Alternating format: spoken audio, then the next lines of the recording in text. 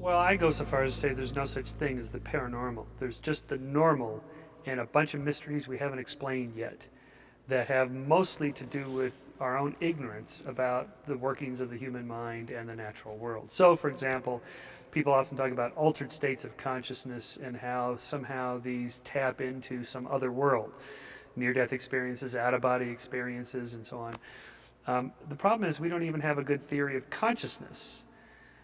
How can we have a theory of altered states of consciousness if we don't even know what consciousness is yet, and the neural correlates of it and so on? So I think much of this has to do with our own ignorance about human psychology and the physical world. We don't have to alter the laws of physics to explain how a psychic can talk to dead people, because he can't talk to dead people. We have another explanation for what's really going on there in the room, and there's nothing left to explain. How does the astrologer do it?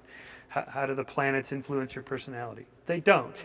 The astrologer's actually just doing this psychodrama reading on somebody that has to do with psychology and not planets.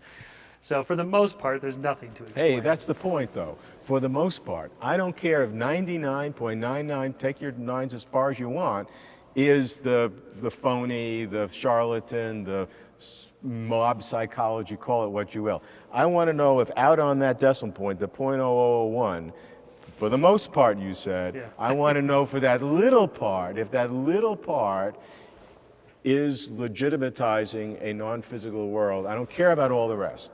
Maybe.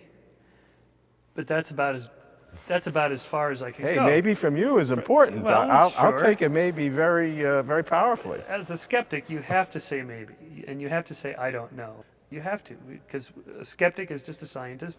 The scientific perspective is we don't know everything, we can't know everything, so therefore there's always going to be an opening. But an opening doesn't mean there's this whole other vast world that really exists. It just means I don't know. So there is no paranormal. It can only be some natural explanation or nothing. You can always say, yeah, but this effect I want to explain is explained by some supernatural force or some force outside of space and time. End of conversation. It's a showstopper for science, because, okay, maybe. But how do we know? How do you find out? How do you run the experiment to find out? Can't. Is it possible to have a scientific explanation that is outside space and time? No. Science operates within space and time. I cannot conceive of how that, I can't. No, the answer is no. I'm sorry.